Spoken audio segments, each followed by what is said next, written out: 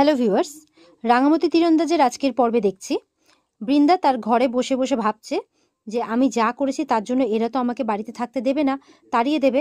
আর যদি আমি দলিল জাল করেছি সেটা জানতে পারে, মানে জেনে তো গেছেই, সেজন্য আমাকে তো পুলিশে ধরিয়ে দেবে, এমনটা ভাবছে। আর ভাবছে তাহলে তাকে এখন পালাতে হবে, তাই তড়িঘড়ি করে ব্যাগপত্র গুছাতে শুরু করে। এরপরে ব্যাগ গোছাতে গোছাতে ভাবছে পালিয়ে বা সে যাবে কোথায়। মায়ের বাড়ি গেলে মা তাকে রাখবে না, আর এই মুহূর্তে তার কোনো ব্যাংক ব্যালেন্সও নেই। তারপর মনে মনে ভাবছে সত্যি সে বড় ভুল করে ফেলেছে। এখানে তার মাথার উপরে ছাদ ছিল, দুবেলা ভালো মন্দ খেতে পেত, আর ভবিষ্যতে শ্বশুরের টাকার ভাগও পেত, এই বলে খুব আফসোস করতে থাকে। এরপর ভাবে না, এ বাড়ি থেকে তার চলে গেলে চলবে না, তাকে যেভাবেই হোক এই বাড়িতে থাকতে হবে। এরপর দেখা যাচ্ছে রাঙা, পাঞ্চালি, অদিতি বৃন্দাকে ডাকতে এসেছে, আর দরজার বাইরে থেকে দরজা ধাক্কা দিচ্ছে। বৃন্দা কিছুক্ষণ দরজা না খুললে রাঙা বাইরে থেকে বলে, বড় বউ দিদি, ভালোই ভালোই দরজাটা খুলে দে কিন্তু। অনেকক্ষণ মানে অনেকক্ষণ পর বৃন্দা মনে সাহস জগিয়ে শেষমেশ দরজাটা খুলে ফেলে, আর এই তিনজনকে দেখে ভয় পেয়ে যায়।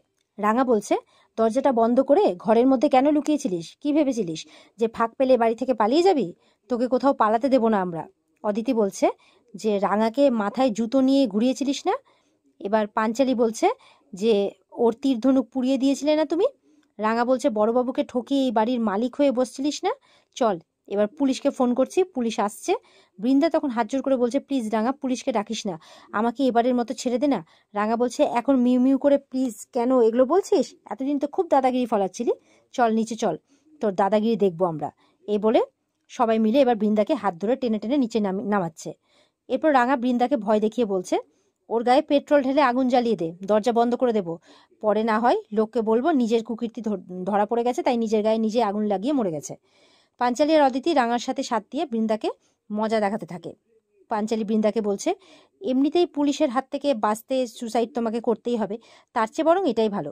বৃন্দা তাদের কথায় ভয় পেয়ে যায় আর বলছে, এসব কি বলছো তোমরা? সত্যি সত্যি জ্বালিয়ে দেবে নাকি আমাকে? রাঙা তখন অদিতিকে বলছে, ছর্দি ভাই, তাড়াতাড়ি যা তো, গিয়ে তুই লাইটার পেট্রোলটা কিনে আন। অদিতি সেই মতো করে যাওয়ার বাহানা করলে বৃন্দা তখন মানে বলছে যে সত্যি মানে সত্যি ভেবে নেয় যে অদিতির হাত ধরে তখন তাকে আটকানোর চেষ্টা করে, যাতে সে যেতে না পারে। এরপর অদিতি তার বড় বৌদিদিকে ছাদের উপর মানে পুড়িয়ে মারার ভয় দেখায়, যাতে সে সুসাইড মানে মানে সুসাইড বলে আর কি চালানো যায়, এমন একটা ব্যাপার। তখন ভয়ে বাবাকে ডাকতে থাকে। রাঙা তখন বলে, বড়বাবুর মাথায় কাঁঠাল ভাঙার সময় মনে ছিল না তোর যে এখন তাকে ডাকছিস তুই? এই বলে তিনজনে মিলে আবারও তাকে টানতে টানতে মানে ছাদে নিয়ে আসে। বৃন্দা তখন চেঁচামেচি করতে থাকে। বাবা তখন চিৎকার শুনে সেখানে আসে। বৃন্দা বলছে, বাবা দেখুন না ওরা কি করছে, সারা জীবন ধরে কত কষ্ট করে এই বাড়িটা বানিয়েছেন আপনি, যাতে এই বাড়িটাকেও মানে শেষ জীবনে যাতে ছেলে বউ বাচ্চাদের নিয়ে সুখে থাকতে পারেন, আর সেই ইচ্ছেটুকু পূরণ করতে দিবি না তোরা? মানে এই কথাগুলো রাঙা বলছে বৃন্দাকে আর কি, যে তোর লজ্জা করে না, তুই মানুষটাকে সুখ দিবি না? এই যে দিনরাত আমাকে কাজের মেয়ে বলে ছোট করেছিস, সেটা করার আগেও তো তোর ভাবা উচিত ছিল যে আমিও তোর মতো এই বাড়িরই বউ, এই বাড়িতে তোর যতটা অধিকার আছে ততটা অধিকার আমারও আছে। এই বাড়ির দেওয়ালে একটা ছোট আঁচড় লাগলেও না রাঙামতির মাথায় আগুন জ্বলে যায়, বুঝতে পেরেছিস? পাঞ্চালি তখন রাঙাকে বলছে, এসব এখন ছাড়ো, মাকে ফোন করে মা কত দূর আছে সেটা দেখো, এখন যা হবে মায়ের সামনে হবে। বাবা এরপর তাদের ঝগড়ায় বিরক্ত বোধ করে আর বলে, ছাড় না বাবা, ছাড়, এখন গিয়ে দেখ সাত্তকীর কি হলো। পাঞ্চালি এরপর অঙ্কুরদাকে ফোন করলে অঙ্কুর বলছে যে ডক্টর তাদের জানিয়েছে যে সাত্তকীর অবস্থা খুব ক্রিটিক্যাল। পাঞ্চালি এটা শুনে মেজদা ভাইকে নিয়ে চিন্তায় পড়ে যায়, আর অঙ্কুরকে বলে, তুমি ওখানেই আছো তো, যা করার করো, কিন্তু ছেলেটাকে যেভাবে হোক সুস্থ করে বাড়ি ফিরিয়ে আনো, তারপর না হয় মা বাবা ওকে যা শাস্তি দেওয়ার দেবে। এদিকে দেখা যাচ্ছে যে রাঙা তার শাশুড়ি মার আসার অপেক্ষা করছে, আর বৃন্দা তার সামনে বসে আছে। মা এরপর বাড়ি ফিরে এলে রাঙা তাকে বলছে, তোদের বাড়ি তোদের কাছে আবার ফিরে এসেছে, এবার ওদের শাস্তি দিবি তোরা, তোরা যা ঠিক করবি তাই হবে। বড় বৌদিদি তো তোর সামনেই আছে, নে এবার তুই কি শাস্তি দেবে দে। আর শেষদাদা বাবু বলতে বলতে রাঙা চুপ করে গেলে মা জিজ্ঞাসা করে, সাত্তকীর কি হয়েছে? পাঞ্চালি বলছে, ভাইয়ার একটা মাইল্ড অ্যাটাক হয়েছে। মা এটা শুনে খুব অবাক হয়ে যান। রাঙা তখন তার শাশুড়ি মাকে বলছে, মাথার উপর তো ভগবান আছে, আর ভগবান কখনো কোনো পাপের শাস্তি দিতে ছাড়ে না, তাই এই কয়দিন মেজদাদা বাবু বড় বৌদিদি যা যা করেছে, তাই মেজদাদা বাবুর আজকে এই হাল।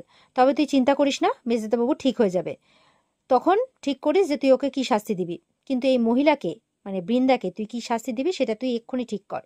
বৃন্দা এরপর এসে সোজা তার শাশুড়ি মায়ের পায়ে পড়ে যায় আর বলছে, এবার বৃন্দা পায়ে পড়ে বলছে যে মা এবারের মতো ক্ষমা করে দিন না, অনেকবার তো ক্ষমা করে দিয়েছেন, এবার একটা লাস্ট সুযোগ দিন। আসলে আমারও অভিমান হয়, আপনি তো আমাকে ওইভাবে ভালোবাসেননি, কোনোদিনও কাছে টেনে নেননি, ওই জন্য আমারও অভিমান হয় মা, কিছু করার নেই, কি করবো বলো। এভাবে বলে যাচ্ছে। বলছে ওঠো বৃন্দা। বৃন্দা ওঠে ভয়ে ভয়ে। তখন রাঙাকে বলছে তোর জুতো জোড়াটা খুলে ওর সামনে রাখ। তো রাঙা বলছে আমারটা কেন মা, তোরটা রাখ না, বলে যেটা বলছি সেটা কর। এই বলে জুতো জোড়া সামনে রাখে।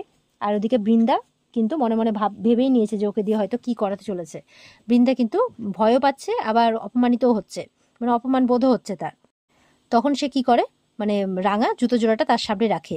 এবার রাঙা শাশুড়ি মা রাঙাকে দেখিয়ে বলছে এত ভালো মেয়েটা, বাড়ির জন্য, বাড়ির সবার জন্য, সবার ভালোর জন্য নিজের প্রাণ পর্যন্ত দিতে পারে। বলছে বারবার এই মেয়েটা তোকে ক্ষমা করে দিয়েছে, আর তুই বারবার এই মেয়েটার সাথে অন্যায় করেছো, তাই বলছে। এবার রাঙা যে ওর জুতো জোড়া মাথায় নিয়েছে সেই কথাটা ওকে মনে করিয়ে দিচ্ছে। বৃন্দা তো সেই কথাটা মনে পড়ে খুব অবাক হয়ে যায়। বলছে কত ঝড় ঝঞ্ঝা সহ্য করেও তীরন্দাজিতে মানে এত দূর পৌঁছেছে, স্টেট লেভেলে, এমনকি ন্যাশনাল লেভেলেও পর্যন্ত পৌঁছেছে, আর তুমি ওর চোখের সামনে ওর প্রাণের প্রিয় তীরধনুকটাকে জ্বালিয়ে দিলে, তাই বলছে। বলছে এর শাস্তি তো তুমি পাবে, অবশ্যই পাবে, কিন্তু তার আগে তোমাকে এই জুতো জোড়া মাথায় নিয়ে হাঁটতে হবে। এটা শুনে তো বৃন্দা একদম চোখ বড় বড় করে তাকিয়ে আছে। বলছে এক্ষুনি এই রাঙার জুতো জোড়া নিজের মাথায় নাও আর হাঁটো, না হলে তোমাকে ঘাড় ধাক্কা দিয়ে বাড়ি থেকে বের করে দেবো। তো বৃন্দা তো এদিক ওদিক তাকাচ্ছে। পাঞ্চালি বলছে এদিক ওদিক কি তাকাচ্ছ, রাঙার সাথে এরকমটা করেছিলে না তুমি, রাঙার চোখের জল ফেলেছিলে না, এবার সেই চোখের জলের দাম তোমাকে নিজের চোখের জল দিয়ে দিতে হবে, তাই বলছে। তো বৃন্দাও রাজি হয়ে যায়, আবার এমনটাও বলে যে এই বাড়ির সে দাসী হয়ে থাকবে, কিন্তু তাকে যাতে তাড়িয়ে দেওয়া না হয়। বলছে তোমার এই চোখের জল দেখিয়ে আর কোনো লাভ নেই, কারণ তোমাকে এই বাড়িতে আর কেউ রাখতে চায় না, রাখবেও না, আর সভ্য তোমাকে মানে তার স্ত্রী বলে মানতে আর রাজি নয়। এরপর বৃন্দা রাঙার জুতো জোড়া মাথায় নিয়ে হাঁটতে থাকে। তারপরে আবার রাঙার পায়ের সামনে তার জুতো জোড়া রেখে রাঙার পা ধরে ক্ষমা চাইছে। রাঙা তো সরে যায়, প্রণাম করতে থাকে, কারণ রাঙার এইসব ভালো লাগছে না। যতই বড় বৌদিদি ওর সাথে অন্যায় করুক না কেন, কারণ ও তো বড় বৌদি, মানে বড় বৌদিদির মতো এতটা নিচে নামতে পারবে না, তাই তার এসব ভালো লাগছে না। আর বৃন্দা তো ক্ষমা চাইছে যে আমাকে রাঙা তুই ক্ষমা করে দে। বৃন্দা তো এবার জনে জনে গিয়ে ক্ষমা চাইছে যে আমাকে ক্ষমা করে দাও না, সবাই ক্ষমা করে দাও, আমি এই বাড়ি থেকে চলে গেলে আমাকে যারা সমাজ মানবে না, কেউ আমাকে আপন করে নেবে না নিজের ভেবে। আবার তার শাশুড়ি মায়ের কাছে গেছে, আবার রাঙার কাছে গেছে, এই বলে ক্ষমা চেয়ে যাচ্ছে। তো এরপরে দেখা যাচ্ছে যে বৃন্দা ক্ষমা চাইতে চাইতে হঠাৎ করে কেমন করতে থাকে। দেখা দেখা যাচ্ছে যে সে মানে তার খুব বমি পেয়েছে, সে বমি করতে চলে যায়, তখন দৌড়ে সবাই তার পেছন পেছন যায়, কি হয়েছে কি হয়েছে করতে করতে। তো সে বমি করতে থাকে, তারপরে অজ্ঞান হয়ে রাঙার গায়ের উপরে পড়ে যায়। তো সবাই তো এটা দেখে অবাক হয়ে যায়। আর এখানেই কিন্তু আজকের পর্ব শেষ হয়ে যায়। তো এই ছিল আজকের পর্বের রিভিউ। ভালো লেগে থাকলে কমেন্টে জানাবে, আর আমাদের সাথে জুড়তে চ্যানেলকে সাবস্ক্রাইব অবশ্যই করবে। দেখা হবে তোমাদের সাথে মানে আগামীকালকে নতুন পর্বের রিভিউ নিয়ে। ততক্ষণ সবাই ভালো থাকবে। আজকের মতো এই পর্যন্তই, টাটা।